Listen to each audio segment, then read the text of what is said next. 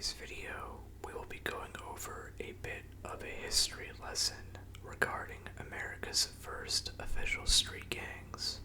Now, before talking about America's first gangs themselves, it's important to know a bit about New York City's history, because New York was actually the first state where many of America's first gangs resided.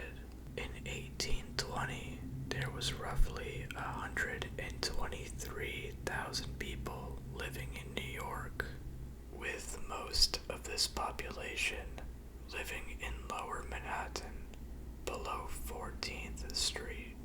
At the time, New York was a very peaceful place that didn't even have its own police force, since it wasn't necessary.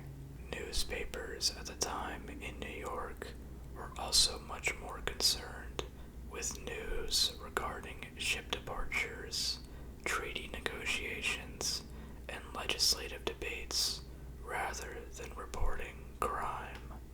However, this dynamic of a more peaceful New York would soon change, starting with the opening of the Erie Canal. The Erie Canal is a massive waterway that connects all the way through New York. Through the opening of the Erie Canal, New York ended up becoming a central hub for the transportation of goods. Cheap labor was very much a necessity in order to build the Erie Canal.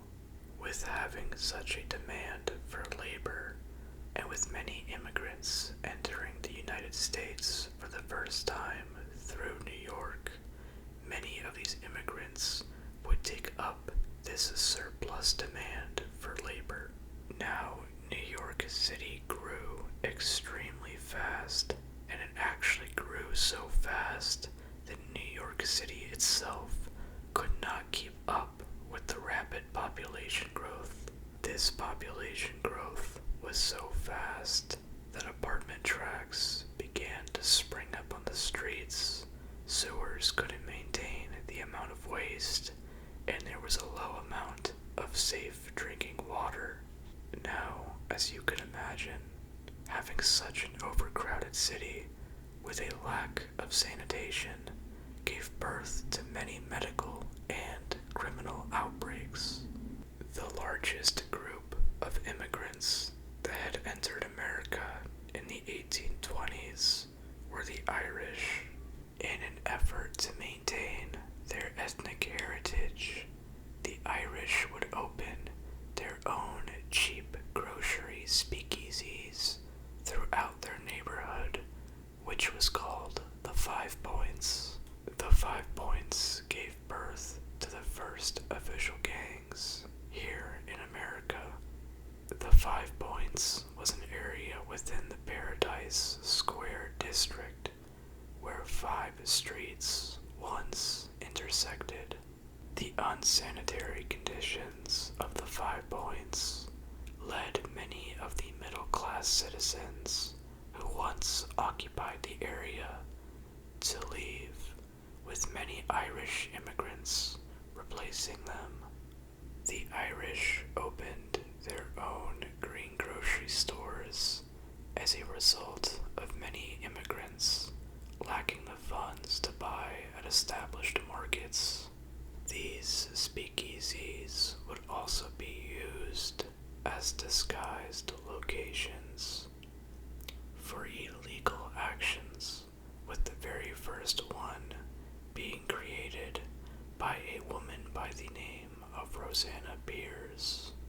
Rosanna would interest customers into going into her back room with homemade liquor, and shortly afterward, her store would be filled with all sorts of criminals. Among the various criminals who would occupy her store were the members of America's first official gang, the 40 Thieves. The back room of her store would become the official headquarters of the 40 Thieves,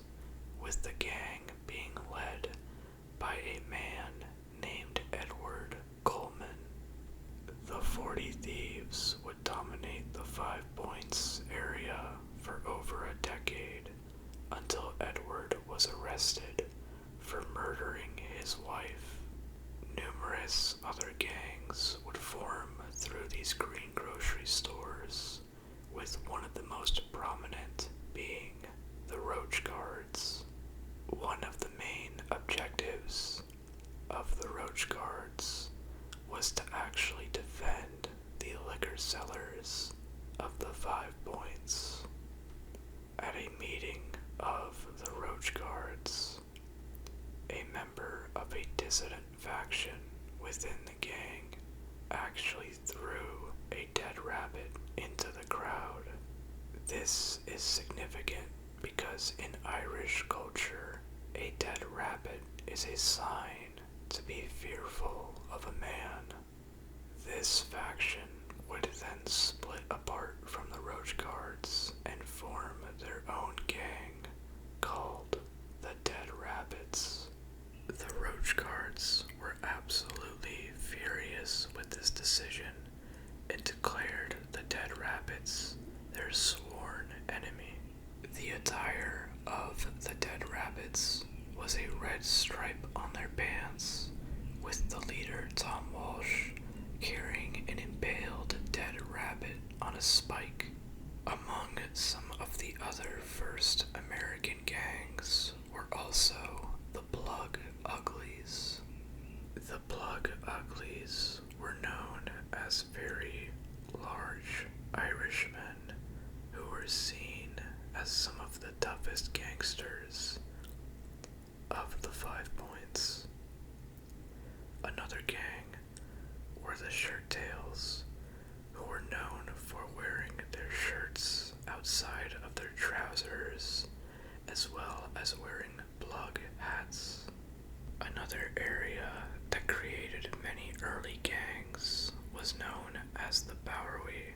The Bowery was a slum area north of the 5 Points.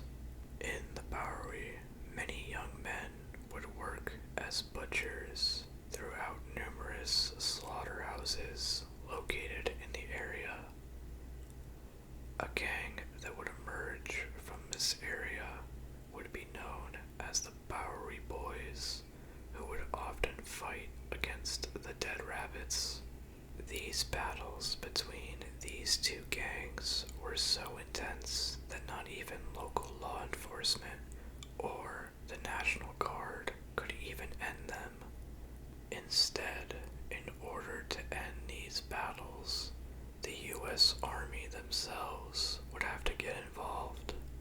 As kind of just like a side note, it's kind of crazy to think that at one point in time, all it took was 2 cities and their gangs to duke it out to create such manpower that it would actually overtake even what the National Guard could do at the time. I don't know, it's just very surreal to even think about. Now, by this point, press officials could no longer ignore the new social problem of gangs. By 1840, New York had risen to a population of over 300,000, almost tripling the amount within 20 years.